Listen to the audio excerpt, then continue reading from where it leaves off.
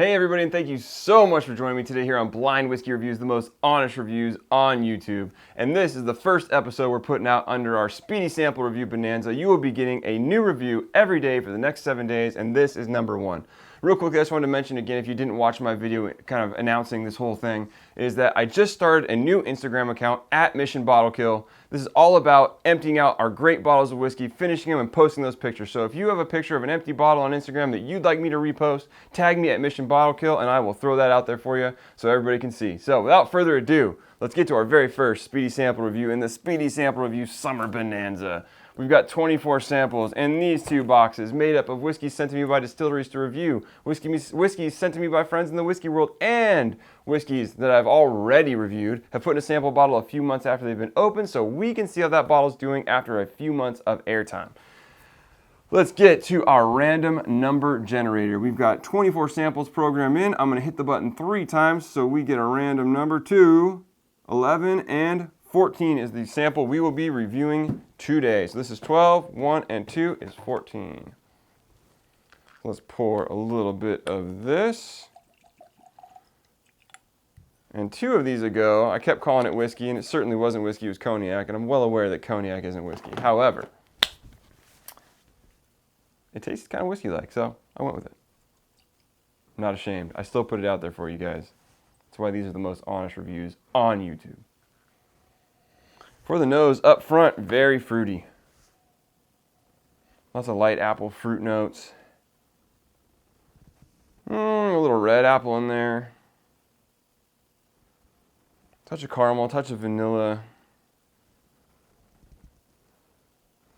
A slight oakiness too. There's almost like that little oaky, woody bite to it. It smells good. Let's get to the taste. Cheers.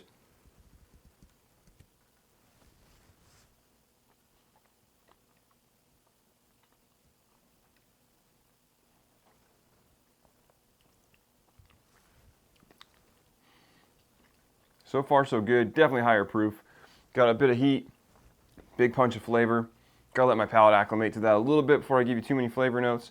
Definitely up front, we're getting those light fruity notes that we taste or that we smelled on the nose. Let's get another taste.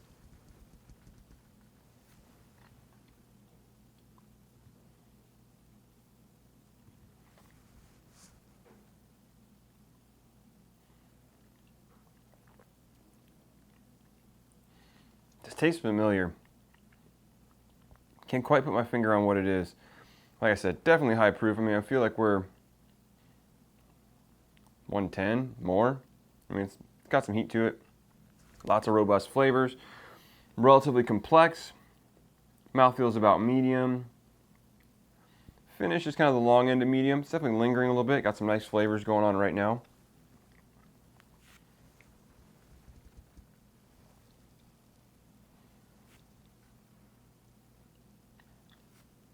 The light fruits kind of die out mid-palate. It then switches into a little bit of the, kind of washed with a little bit of heat from the whiskey, the alcohol. You turn to the deeper characters, some of those typical bourbon flavors, the brown sugars, the caramels, vanilla. Back of the palate kind of goes to your typical oaky, woody notes.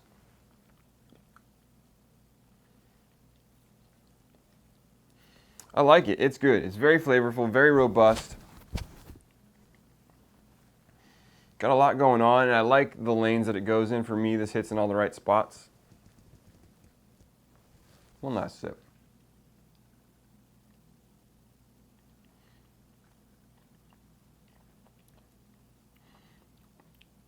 Tastes a bit like Buffalo Trace to me.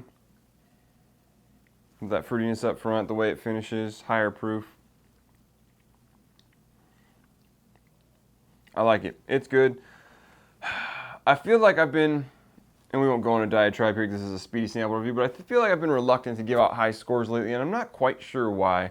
You know, I hit that 92, 93, and I get really hesitant to go higher than that. And I'm not saying that this is necessarily that, but this is a really good whiskey. It tastes good, it's got great flavor, great robust qualities, and I'm going to say it's a 90. I mean, this is very solid, very good whiskey. So, let's get to see what it is. This is, I was right with the Buffalo Trace. This is Weller Antique 107. So this scored very similarly to I did. I got smart and started writing the scores on the bottles. So this got a 91 in its initial review, and I gave it a 90 now. It's a great whiskey. Everybody wants to hate on Buffalo Trace a bit for all the hype that's behind them, and don't get me wrong, the whiskeys don't necessarily deserve the hype, and this bottle certainly isn't worth the $100 to $150, $200 that people try to charge you out there in the world for it. But when you can pick this bottle up for $25, it's an absolute steal. $30, $40. Now I think the regular retail price is supposedly $50. I still haven't seen that. But anyways, is it worth $50? You'll have to make that decision for yourself. I think it's good whiskey. I've had a hard time saying it's worth it since I paid $25 to $30 for it for a very long time. So, but it's good, great whiskey, great flavor, great quality. At $30, it's a steal. If you can pick it up, definitely do it. You won't be disappointed, but don't get your hopes up here because it's here. It's great whiskey, but it's not what the hype behind Weller is. This is not Pappy Van Winkle, and even Pappy Van Winkle isn't that great. It's good whiskey. It's great whiskey, but it's not worth the prices you have to pay for it. It's good. Anyways, let's not get on our soapbox. Let me know what you think of Weller Antique in the comments down below. As always, I will link this or the original review up here in the corner if you'd like to watch that. And I'd love to hear your thoughts on Weller down below. As always, you can follow me on Instagram and Twitter at blind_reviews. You can catch me at Mission Bottle Kill as well on Instagram. Mission Bottle Kill, a couple underscores in between. You can send me an email at blindwhiskeyreviews. That's whiskey with an E at gmail.com. And until next time, cheers.